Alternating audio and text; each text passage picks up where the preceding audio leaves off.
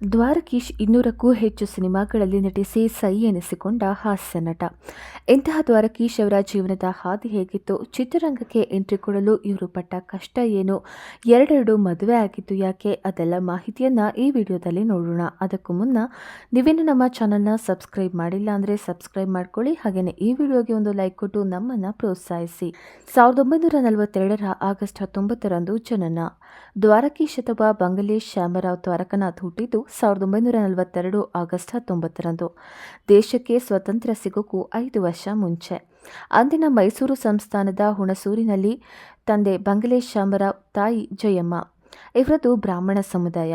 ದ್ವಾರಕನಾಥ್ ಅಂತಿದ್ದ ಇವರಿಗೆ ದ್ವಾರಕೀಶ್ ಅಂತ ಸ್ಟೇಜ್ ನೇಮ್ ಕೊಟ್ಟಿದ್ದು ನಿರ್ಮಾಪಕ ಮತ್ತು ನಿರ್ದೇಶಕ ಶಿವಶಂಕರ್. ಮೈಸೂರಿನಲ್ಲಿ ಪ್ರಾಥಮಿಕ ಮತ್ತು ಪ್ರೌಢ ಶಿಕ್ಷಣ. ದ್ವಾರಕೀಶ್ ಅವರ ಆರಂಭಿಕ ಶಿಕ್ಷಣ ಪಡೆದಿದ್ದೆಲ್ಲ ಮೈಸೂರಿನಲ್ಲಿ. ಶಾಲಾ ದಿನಗಳಲ್ಲೇ ನಾಟಕ, ಚರ್ಚಾ ಸ್ಪರ್ಧೆ ಮುಂತಾದವುಗಳಲ್ಲಿ ಭಾಗವಹಿಸಿ ವಿನ್ ಆಗ್ತಾ ಇದ್ರು. ಓದೋದ್ರಲ್ಲಿ ಆವ್ರೇಜ್ ಸ್ಟೂಡೆಂಟ್. ಹಾಗೋ ಹೀಗೋ ಮಾಡಿ SLCಯನ್ನು ಮುಗಿಸಿದ್ರು. ನಂತರ ಇಂತಹ ದ್ವಾರಕೀಶ್ಗೆ ಚಿಕ್ಕಂದಿನಿಂದಲೇ ಸಿನಿಮಾ ಕ್ಷೇತ್ರಕ್ಕೆ ಬರಬೇಕು ಅನ್ನೋಂಥ ಆಸೆ. ಇವರ ಮಾವ ಹುಣಸೂರು ಕೃಷ್ಣಮೂರ್ತಿ ಅವರು ಕೂಡ ಚಿತ್ರರಂಗದಲ್ಲಿ ಇದ್ದದ್ದು ಅದಕ್ಕೆ ಪೂರಕವಾಯಿತು. ಓದಿದ್ದು ಇಂಜಿನಿಯರಿಂಗ್, ಆಗಿದ್ದು ಆಕ್ಟರ್. ದ್ವಾರಕೀಶ್ ಮೈಸೂರಿನ CPC ಪಾಲಿಟೆಕ್ನಿಕ್ ಕಾಲೇಜು ಸೇರಿ ಡಿಪ್ಲೊಮಾ ಇನ್ ಇಂಜಿನಿಯರಿಂಗ್ ಓದ್ತಾರೆ. ಕಾಲೇಜ್ಗೆ ಹೋಗ್ತಾ ಇದ್ದು ಜಾವಾ ಬೈಕ್ನಲ್ಲಿ. ಕಾಲೇಜು ದಿನಗಳಲ್ಲೇ ಕೆಲವೊಂದು ನಾಟಕಗಳನ್ನು ನಿರ್ದೇಶಿಸ್ತಾ ಇದ್ರು. ಹೀಗಿರುವಾಗ ಒಂದು ಸಲ ಪ್ರಾಕ್ಟಿಕಲ್ ಎಕ್ಸಾಮ್ ಬಂತು. ಎಕ್ಸಾಮ್ನ ಸೂಪರ್ವೈಸರ್ಗೆ ನಾಟಕಗಳಲ್ಲಿ ಆ್ಯಕ್ಟ್ ಮಾಡಬೇಕು ಅನ್ನೋ ಆಸೆ. ಏನು ಕ್ವಶನ್ ಕೇಳದೆ ಸುಮ್ಮನೆ ಇದ್ದರೆ ನಾಟಕಗಳಲ್ಲಿ ಆ್ಯಕ್ಟ್ ಮಾಡೋದಕ್ಕೆ ಅವಕಾಶ ಕೊಡ್ತೀನಿ ಅಂತ ಹೇಳಿದ್ರಂತೆ ದ್ವಾರಕೀಶ್. ಕೊನೆಗೆ ಆ ಥರನೇ ಆಯಿತು. ದ್ವಾರಕೀಶನ ನಂಬಿ ಬಿಸ್ನೆಸ್ ಕೇಳಿದ ಅಣ್ಣ.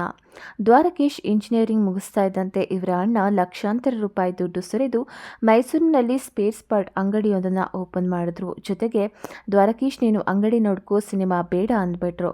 ಆದರೆ ದ್ವಾರಕೀಶ್ ಕೇಳಲೇ ಇಲ್ಲ. ಒಂದು ಸಲ ಸಿನಿಮಾದಲ್ಲಿ ಆ್ಯಕ್ಟ್ ಮಾಡಿ ಬರ್ತೀನಿ ಅಂತ ಮನವಿ ಮಾಡಿದ್ರು. ಆಗ ಅಣ್ಣ ಹೇಳಿದ್ದು ಒಂದೇ ಮಾತು, ನಿನಗೆ ಬಣ್ಣದ ಲೋಕ ಬೇಕಾ, ಬಿಸ್ನೆಸ್ ಬೇಕಾ, ನಿರ್ಧಾರ ಮಾಡು ಅಂತ. ದ್ವಾರಕೀಶ್ ಬಣ್ಣದ ಲೋಕವನ್ನೇ ಆಯ್ಕೆ ಮಾಡಿಕೊಂಡು ಬದುಕಿದ್ರೆ ಸಿನಿಮಾ ರಂಗದಲ್ಲಿ ಬದುಕ್ತೀನಿ ಅಂದರು. 1964ರಲ್ಲಿ ಕನ್ನಡ ಚಿತ್ರರಂಗಕ್ಕೆ ಪಾದಾರ್ಪಣೆ. ಹಲವಾರು ನಾಟಕಗಳಲ್ಲಿ ಅಭಿನಯಿಸಿದ ದ್ವಾರಕೀಶ್ ಅವರಿಗೆ ಮಾವ ಹುಣಸೂರು ಕೃಷ್ಣಮೂರ್ತಿ ತಾವೇ ನಿರ್ಮಿಸಿ ನಿರ್ದೇಶನ ಮಾಡ್ತಿದ್ದ ವೀರಸಂಕಲ್ಪ ಚಿತ್ರದ ಆಫರ್ ಕೊಟ್ಟರು. ಮದ್ರಾಸ್ನಿಂದ ಬಂದ ಕಾಸ್ಟ್ಯೂಮ್ ಡಿಸೈನರ್ ರಾಜನ ಪಾತ್ರಕ್ಕೆ ಅಳತೆಯನ್ನು ತೆಗೆದುಕೊಂಡಾಗ ದ್ವಾರಕೀಶ್ಗೆ ಒಂಥರ ಖುಷಿ. ಸಿನಿಮಾ ಆಫರ್ ಬಂದ ವಿಚಾರವನ್ನು ಅಣ್ಣನಿಗೆ ತಿಳಿಸ್ತಾರೆ. ತಕ್ಷಣ ಬ್ಯಾಲೆನ್ಸ್ ಶೀಟ್ ರೆಡಿ ಮಾಡಿದ ಅಣ್ಣ ದ್ವಾರಕೀಶ್ ಪಾಲಿನ ಲಾಭದ ಹಣವಾದ ಸುಮಾರು 3,000 ರೂಪಾಯಿ ಕೊಟ್ಟು ಕಳಿಸ್ತಾರೆ. 1964ರಲ್ಲಿ ವೀರಸಂಕಲ್ಪ ಸಿನಿಮಾ ರಿಲೀಸ್ ಆಯಿತು. ಆಗ ದ್ವಾರಕೀಶ್ಗೆ 22 ವರ್ಷ ವಯಸ್ಸು. ಇದಾದ ಮೇಲೆ ಹಿಂದೆ ತಿರುಗಿ ನೋಡಲೇ ಇಲ್ಲ. ಒಂದೊಂದೇ ಸಿನಿಮಾ ಮಾಡ್ತಾ ಹಾಸ್ಯ ನಟನಾಗಿ ಗುರುತಿಸಿಕೊಂಡ್ರು. ಇವರು ಕಾಮಿಡಿಯನ್ ಆಗಲು ಜಗತ್ತಿನ ಖ್ಯಾತ ಹಾಸ್ಯ ನಟರಾದ ಲಾರಿಯನ್ ಆ್ಯಂಡ್ ಹಾರ್ಡಿ, ಚಾರ್ಲಿ ಚಾಪ್ಲಿನ್ ಮುಂತಾದವರೇ ಸ್ಫೂರ್ತಿ. ಅಂಬುಜಾ ಅನ್ನುವರನ್ನ ಪ್ರೀತಿಸಿ ಮದುವೆ. ಒಂದು ಸಲ ಮೈಸೂರು ದಸರಾದಲ್ಲಿ ದ್ವಾರಕೀಶ್ ಅವರಿಗೆ ಅಂಬುಜಾ ಅನ್ನುವರ ಪರಿಚಯ ಆಯಿತು. ಪರಿಚಯ ಪ್ರೀತಿಯಾಗಿ ಬದಲಾಯಿತು. 2 ವರ್ಷಗಳ ಬಳಿಕ ಪ್ರಪೋಸ್ ಮಾಡಿದ್ರು. ಅಂಬುಜಾ ಅವರು ದ್ವಾರಕೀಶ್ ಅವ್ರಿಗಿಂತ 7 ತಿಂಗಳು ದೊಡ್ಡವರು. ಅಲ್ಲದೆ ದ್ವಾರಕೀಶ್ ಅವರು ಸಿನಿಮಾ ರಂಗದವರು ಅನ್ನೋ ಕಾರಣಕ್ಕೆ ಅಂಬುಜಾ ಅವರ ತಂದೆ ತಾಯಿಗೆ ಇದು ಇಷ್ಟ ಇರಲಿಲ್ಲ. ಹೀಗಾಗಿ ಆರಂಭದಲ್ಲಿ ಬೇಡ ಎಂದ ಅಂಬುಜಾ ನಂತರ ಒಪ್ಪಿಗೆ ಕೊಟ್ಟು ಮದುವೆ ಆಗ್ತಾರೆ. ಇವರಿಗೆ 5 ಗಂಡು ಮಕ್ಕಳು: ಸಂತೋಷ್, ಯೋಗೀಶ್, ಗಿರಿ, ಸುಕೇಶ್ ಮತ್ತು ಅಭಿಲಾಷ್. 1969ರಲ್ಲಿ ನಿರ್ಮಾಪಕ, 1985ರಲ್ಲಿ ನಿರ್ದೇಶಕ. ಹಾಸ್ಯ ನಟರಾಗಿ ಚಿತ್ರರಂಗಕ್ಕೆ ಎಂಟ್ರಿ ಕೊಟ್ಟ ದ್ವಾರಕೀಶ್ ಅವರು ನಿರ್ದೇಶಕರಾಗಿಯೂ ನಿರ್ಮಾಪಕರಾಗಿಯೂ ಕೆಲಸ ಮಾಡಿದ್ರು. 1969ರಲ್ಲಿ ದ್ವಾರಕೀಶ್ ಚಿತ್ರ ಅನ್ನುವ ನಿರ್ಮಾಣ ಸಂಸ್ಥೆಯನ್ನು ಹುಟ್ಟುಹಾಕಿ ಪ್ರೊಡ್ಯೂಸರ್ ಆದರು.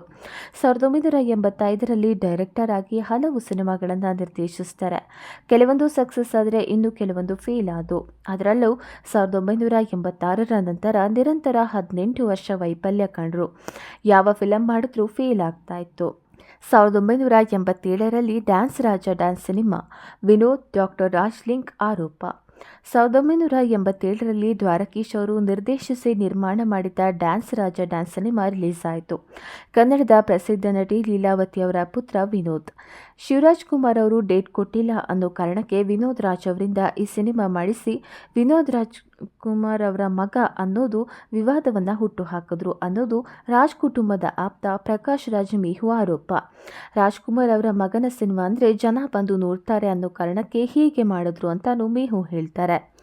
ಇನ್ನು 1993ರಲ್ಲಿ ಎರಡನೇ ಪ್ರೀತಿ ಎರಡನೇ ಮದುವೆ. ಅದು 1991ರ ಸಮಯ. ದ್ವಾರಕೀಶ್ಗೆ 51 ವರ್ಷ ವಯಸ್ಸು ಇದ್ದಾಗ ಶೈಲಜಾ ಅನ್ನುವರ ಮೇಲೆ ಪ್ರೀತಿಯಾಯಿತು. ಪತ್ನಿ ಅಂಬುಜಾ ಅವರಿಗೂ ವಿಷಯ ತಿಳಿಸಿದ್ರು. ಇದನ್ನ ಸ್ಪೋರ್ಟಿವ್ ಆಗಿ ತೆಗೆದುಕೊಂಡ ಅಂಬುಜಾ, ದ್ವಾರಕಿ ನೀನ್ ಏನನ್ನ ಇಷ್ಟಪಡ್ತೀಯೋ ನಾನು ಅದನ್ನ ಇಷ್ಟಪಡ್ತೀನಿ ಅಂದ್ಬಿಟ್ರು. ಹೀಗೆ ಜೀವನದಲ್ಲಿ 2 ಸಲ ಲವ್ ಮಾಡಿದೆ, 2 ಸಲ ಮದುವೆ ಆದೆ ಅಂತ ದ್ವಾರಕೀಶ್ ಅವರೇ ಹೇಳಿಕೊಂಡಿದ್ದುಂಟು. ಅಂದೇ ಅಂಬುಜಾ ಅವರಾಗಲಿ ಮಕ್ಕಳಾಗಲಿ ಶೈಲಜಾ ಅವರನ್ನ ಹೊರಗಿನವರಂತೆ ನೋಡಿಕೊಂಡಿಲ್ಲ. 2004ರಲ್ಲಿ ಚುನಾವಣೆಗೆ ಸ್ಪರ್ಧಿಸಿ ಸೋಲು. ರಾಜಕೀಯದಲ್ಲಿ ಏನೂ ಆಸಕ್ತಿ ಇಲ್ಲದಂತಹ ದ್ವಾರಕೀಶ್ಗೆ 2004ರ ವಿಧಾನಸಭಾ ಚುನಾವಣೆಗೆ ಹುಣಸೂರು ಕ್ಷೇತ್ರದಿಂದ ಸ್ಪರ್ಧಿಸ್ತಾರೆ. ಆದರೆ ಕನ್ನಡ ನಾಡು ಪಾರ್ಟಿಯ ಅಭ್ಯರ್ಥಿಯಾಗಿ ಕಣಕ್ಕಿಳಿದು ಹೀನಾಯವಾಗಿ ಸೋತರು. ಆಗ ಇವರ ಬಳಿ 44 ಲಕ್ಷ ರೂಪಾಯಿಯಷ್ಟು ಆಸ್ತಿ ಇತ್ತು, 84 ಲಕ್ಷ ಸಾಲ ಇತ್ತು. ಆಪ್ತಮಿತ್ರ ಚಿತ್ರದ ಮೂಲಕ ಪುನರ್ಜನ್ಮ. ಚಿತ್ರರಂಗದಲ್ಲಿ 18 ವರ್ಷ ವನವಾಸ ಅನುಭವಿಸಿದ ದ್ವಾರಕೀಶ್ಗೆ ಪುನರ್ಜನ್ಮ ಕೊಟ್ಟಿದ್ದು ಕನ್ನಡದ ಆಪ್ತಮಿತ್ರ ಸಿನಿಮಾ. ದ್ವಾರಕೀಶ್ ನಿರ್ಮಾಣ ಮಾಡಿ ಡಾಕ್ಟರ್ ವಿಷ್ಣುವರ್ಧನ್, ರಮೇಶ್ ಅರವಿಂದ್, ಸೌಂದರ್ಯ ಮುಂತಾದವರು ನಟಿಸಿದ ಈ ಸಿನಿಮಾ ಸೂಪರ್ ಹಿಟ್ ಆಯಿತು. ಹಲವು ದಾಖಲೆಗಳನ್ನು ಬರೆಯಿತು. ನಂತರ ಆಟಗಾರ, ಚೌಕ ಮುಂತಾದ ಸಿನಿಮಾಗಳನ್ನು ನಿರ್ಮಾಣ ಮಾಡ್ತಾರೆ. ಮತ್ತೆ 2014ರಲ್ಲಿ ವೀಕೆಂಡ್ ವಿತ್ ರಮೇಶ್ಗೆ. ಇಂತಹ ದ್ವಾರಕೀಶ್ 2014ರಲ್ಲಿ ವೀಕೆಂಡ್ ವಿತ್ ರಮೇಶ್ ಸಾಧಕರ ಕುರ್ಚಿಯಲ್ಲಿ ಕೂತರು. ಈ ವೇಳೆ ತಮ್ಮ ಜೀವನದ ನೆನಪುಗಳನ್ನು ಮೆಲುಕು ಹಾಕಿದ್ರು. ಹಾಗೆಯೇ ಅಲ್ಲಿ ಈ ವೇಳೆ ಯಾರಿಗೆ ಸಾರಿ ಮತ್ತು ಥ್ಯಾಂಕ್ಸ್ ಹೇಳ್ತೀರಿ ಅಂತ ಕೇಳಿದಾಗ 1961ರಲ್ಲಿ ಅಂಗಡಿ ಬಿಟ್ಟು ಬಂದಿದ್ದಕ್ಕೆ ಅಣ್ಣನಿಗೆ ಸಾರಿ ಹೇಳ್ತೀನಿ, 5 ದಶಕಗಳ ಕಾಲ ನನ್ನ ಸಾಕಿದ ಕನ್ನಡ ಚಿತ್ರರಂಗಕ್ಕೆ ಥ್ಯಾಂಕ್ಸ್ ಹೇಳ್ತೀನಿ ಅಂದರು. ಇನ್ನು 2022ರಲ್ಲಿ ಸಿಕ್ಕಿತು ಗೌರವ ಡಾಕ್ಟರೇಟ್. 200ಕ್ಕೂ ಹೆಚ್ಚು ಸಿನಿಮಾಗಳಲ್ಲಿ ನಟಿಸಿ 50ಕ್ಕೂ ಹೆಚ್ಚು ಸಿನಿಮಾಗಳನ್ನು ನಿರ್ಮಾಣ ಮಾಡಿ 25ಕ್ಕೂ ಹೆಚ್ಚು ಸಿನಿಮಾಗಳನ್ನು ನಿರ್ದೇಶಿಸಿದ ದ್ವಾರಕೀಶ್ಗೆ 2022ರಲ್ಲಿ ಬೆಂಗಳೂರು ಯೂನಿವರ್ಸಿಟಿ ಗೌರವ ಡಾಕ್ಟರೇಟ್ ನೀಡಿತು. ಈ ಮೂಲಕ ಡಾಕ್ಟರ್ ದ್ವಾರಕೀಶ್ ಆದರು. 2024ರ ಏಪ್ರಿಲ್ 16ರಂದು ನಿಧನ. ಕನ್ನಡ ಚಿತ್ರರಂಗದಲ್ಲಿ 50ಕ್ಕೂ ಹೆಚ್ಚು ವರ್ಷಗಳಿಂದ ಸಕ್ರಿಯರಾಗಿದ್ದ ದ್ವಾರಕೀಶ್ 2024ರ ಏಪ್ರಿಲ್ 16ರಂದು ನಿಧನರಾದರು. ಇವರಿಗೆ 81 ವರ್ಷ ವಯಸ್ಸಾಗಿತ್ತು. ಇದಾಗಿತ್ತು ದ್ವಾರಕೀಶ್ ಅವರ ಜೀವನದ ಹಾದಿ ಹೇಗಿತ್ತು ಅನ್ನೋದನ್ನು ತಿಳಿಸಿಕೊಡೋ ಪ್ರಯತ್ನ. ಇವರ ಬಗ್ಗೆ ನಿಮ್ಮ ಅನಿಸಿಕೆಗಳನ್ನು ಕಮೆಂಟ್ ಮಾಡಿ ತಿಳಿಸಿ.